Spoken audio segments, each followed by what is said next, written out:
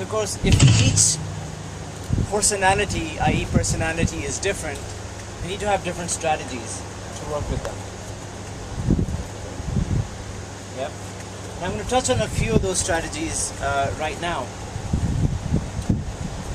Basically, your left brain extroverted horse, because he's always thinking, he's always playing games with you as his leader. To motivate him to keep his interest, I need to start being a lot more playful.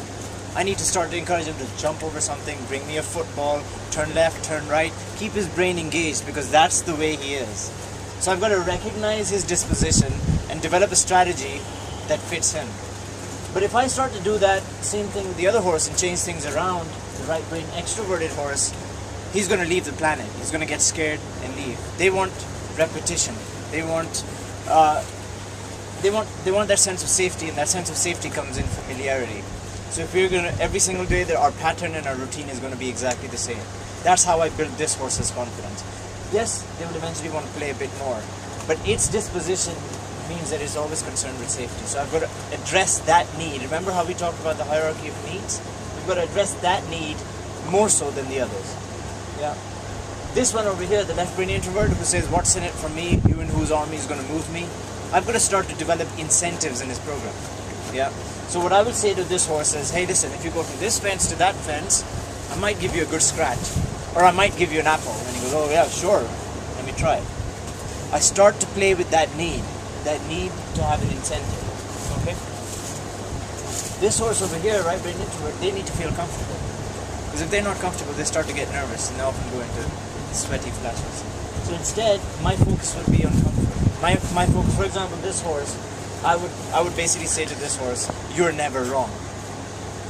Well done, even if it takes half a step forward, well done, you're doing really well. Because that's what they need. By contrast, this fellow, I need to say no to him quite a lot. So you can see again, I'm going to change my strategies. According to Ken Blanchard, a very famous management consultant, he talks about situational leadership. Essentially, this is what this is. You're standing in the middle, you're reading that situation, you're reading that interaction between the different horses, in human terms, different people, and working out strategies to motivate them based on certain assumptions. Yeah. So when it comes to managing people or managing horses, the same sort of underlying principles and assumptions apply. Alright, that's all I'm going to touch on the horse management part. Essentially, I've been fortunate enough to work with some outstanding horses, and some horses that have been less lucky as well. Abandoned horses or horses that nobody wanted. And as I was working with all of these horses during the course of my training and otherwise, I began to develop these sort of insights in leadership, insights in communication, insights in building trust, building a relationship. And on that basis, I set up what is known as the Equintelligence Workshop, which you're here to know more about. And so I opened myself up to this spirit, if you will, of learning. And in that same spirit of learning, we're going to take that spirit of learning and apply it to the horses. So again, this is generative learning. It's learning that you will develop for yourself. So what I'd like is, like we mentioned earlier, in the rules, you are responsible for your own behaviors, your own thoughts. I would like you to be responsible for that. Develop your conclusions and share it with the group. Yeah. So I need you to be cognizant of that. Before we go, what I thought was I'd show you a little video of me working with one of my favorite horses to give you a feel or a narrative of what it means to genuinely have a relationship that is based on mutual understanding and trust. This horse has no ropes next to him, and you'll see that he'll express himself every time I ask him to do something new.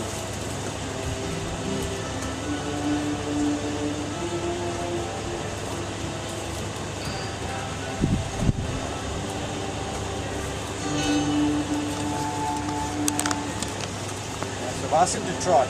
And if you see his posture in a while, his posture is saying, do you see me? Do you see me expressing myself? And you go, yes, thank you. And I said, can you please go the other way? And he goes, of course I will. His body language is telling me that he's happy about himself. And I need to recognize that. And so I bring him back in. Did you see how I just rubbed him there? That rub is a recognition of, well done, keep going. So I've got different kinds of rubs that mean different things. Yeah? That's him being a little playful. Now he's done something that I didn't want him to do. I didn't punish him for that. I said, please keep going. And look how he's expressing himself. He's bouncing, he's got a beautifully collected gait. Yeah. This is his version of telling me. Now, you might see him licking and chewing right there. In horse terms, that's a horse thinking, or in some cases expressing himself by going, I think I really love you. Yeah. In either case, I've empathized. This horse and I share a very special connection. I've tuned into him, he's tuned into me. Yeah. So now that's a signal just to wait. So he's happy waiting, but he's paying attention to me.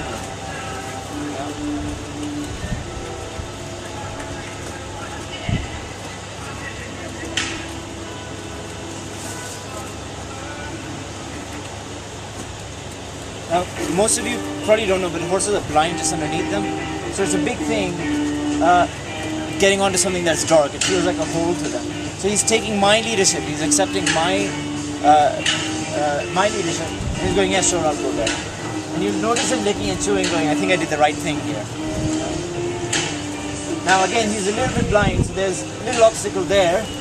He stops, thinking, do I need to jump this or should I not?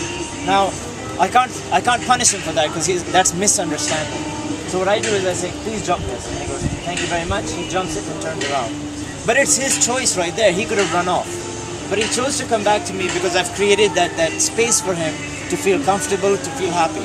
Which is no different to what you were doing downstairs when you're building that relationship with the horse.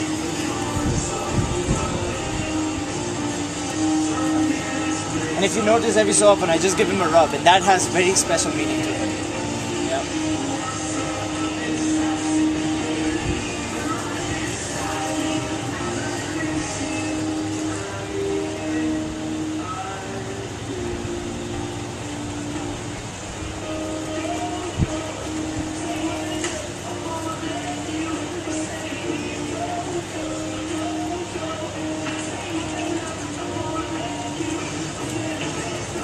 So I'm taking into account his needs to feel encouraged, to feel appreciated. This was a problem horse. This was a horse nobody was willing to take responsibility for. And to the point where he was willing to happily offer all of these things because I recognize his need to be recognized and appreciated. And the more I began to appreciate him, the more he began to come back to me. And the more he began to associate me as this really cool leader who does all sorts of cool things. I have another video somewhere where actually I'm playing football with him. The big football, I kick it, he runs and he brings it back. Because he begins to associate that sense of acceptance with me. Yeah, he's tuned into me. Just like how Daniel Goleman was talking about its application to Southwest Airlines with Herb Keller. The same essential principles apply. So again, with that spirit, we're going to go now and actually work with the horse. Is that clear? Is that okay? I want you to stay in your pairs. Okay? Alright. Let's go.